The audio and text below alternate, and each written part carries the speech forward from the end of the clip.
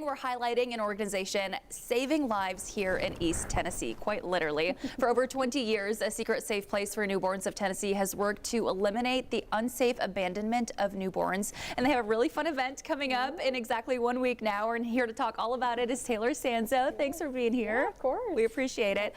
First of all, you all operate under the Safe Haven Law. Tell us what that law is and what it does. Correct. So for those who are unfamiliar, the law was enacted back in 2001, and it provides mothers across the state of Tennessee the ability to surrender their unharmed newborn up to 14 days old confidentially and without fear of prosecution to any of our over 1,500 safe haven facilities located across the state. And what are some examples of those facilities? So examples of those would be hospitals, birthing centers, health departments, walk-in clinics, EMS facilities, and then fire stations and police stations staffed 24/7. Okay, and you all work with these facilities across the state. We do. Tell us a little bit about the work that you all do with A Secret Safe Place and why you think it's important for you to be here. Yeah, absolutely. So our job as an organization is to really advocate for the law. So to make sure that women are educated on the law and know the rights and protections it provides them.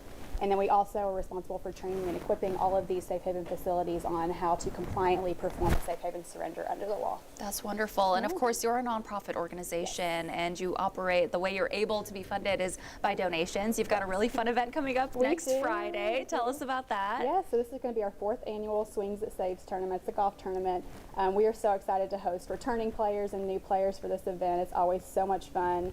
And we're fortunate enough to fill our registration for the event this year, so we are totally full. We hope to be able to expand upon it in years to come just with the increased interest in it, but sponsorships are still available, so if people are interested in helping support the mission to end newborn abandonment, they can certainly do that. What would you say to someone who is unfamiliar with what you all do about the importance of your work and why it's necessary to support it? Yeah, so I think just the importance of it is just to make sure that women across the state know that they have options available to them if they find themselves in these dire, drastic situations where they just feel like they have nowhere to turn, that they have options that are available that will prevent them from ending the lives of an innocent newborn, and then also, hindering their ability to live their own life in a, free fashion. So, it's just, it's so important to just make sure that they are aware that they have choices available to them if they find themselves in these tough situations. And we mentioned in the beginning you all have been doing this work for over 20 years. Tell us about the origin story. How did this all start? Yeah, so the origin actually, how it all started was there was a 14-year-old girl up in Townsend, Tennessee that had abandoned her baby in a shed and unfortunately died. She was sentenced to life in prison, and 2 ladies local in Blount County decided that they did not want history to repeat itself. They started this organization, worked with legislators in the community to pass the law within a year, and back in 2001 it was enacted, and since then we've had 131 newborns surrendered under the law, which is about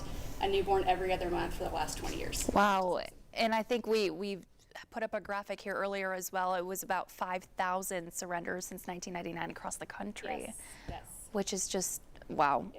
It's a huge number, and if you guys weren't around, I mean, what would be the reality without these facilities?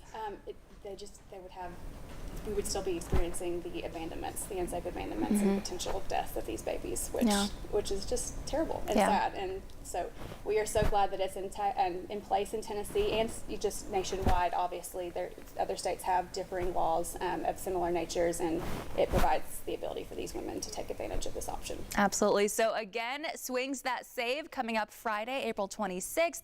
Obviously, the registration time is already on the screen there, but it is full, so if you do want to help out, you can sponsor or you can make a donation year-round. Absolutely. Yeah. All right. Well, thank you so much for being in here, Taylor. We appreciate it.